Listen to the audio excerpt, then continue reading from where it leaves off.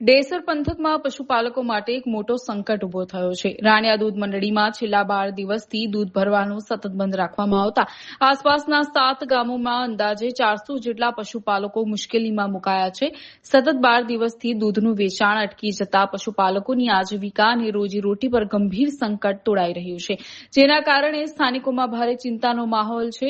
આ ગંભીર સમસ્યા અંગે પશુપાલકો દ્વારા તંત્ર અને જવાબદારોને અનેક રજૂઆતો કરવામાં આવી છે, તેમ છતાં હજુ સુધી આ પ્રશ્નનો કોઈ ઉકેલ નથી આવ્યો। વહીવટી તંત્રની આ ઉદાસીનતા સામે પશુપાલકોમાં ભારે રોષ અને આક્રોશ જોવા મળ્યો।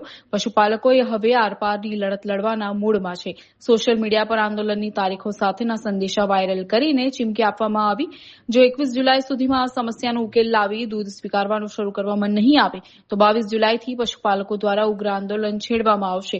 દૂધ સ્વીકારવાની તાત્કાલિક માંગ સાથે પશુપાલકો આરપારના મૂડમાં છે, ત્યારે હવે સમગ્ર મામલે તંત્ર શું પગલાં ભરે છે અને આંદોલનને રોકવામાં સફળ રહે છે કે નહીં તેના પર સૌની નજર મંડાયેલી છે। 10 થી 12 દિવસથી દૂધ બંધ છે। હવે બરોડા ડેરીમાં અમને ભાવ મળતો નથી, અમૂલ ડેરીમાં અમારું દૂધ ભરવા દેતા નથી, તો 10 દિવસથી અમારું દૂધ બગડે જ છે। 10 દિવસ એટલે અમારે એક બિલ આવી જાય પગારનું।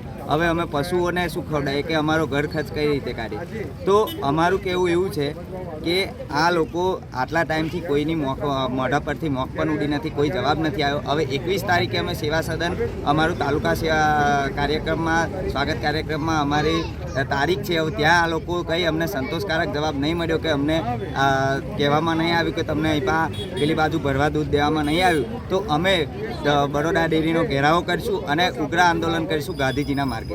જી, આપનું નામ? પરમાર ધર્મેન્દ્રસિંહ। અમે અમૂલ ડેરીમાં દૂધ ભરતા હતા તે બરોડા ડેરીવાળાએ બંધ કરાવી દીધું। અમને બરોડા ડેરીમાં પોસાતું નથી એટલે અમે અમૂલ ડેરીમાં ભરવા જતા। કેટલા દિવસથી દૂધ નથી ભરતા? અમે છેલ્લા 10-12 દિવસથી દૂધ અમારું ઘરે બગડે છે, અમને કોણ આપશે ભાવ તેનો? તો હવે આગળ તમે શું કરશો? તો આગળ અમે આંદોલન કરીશું।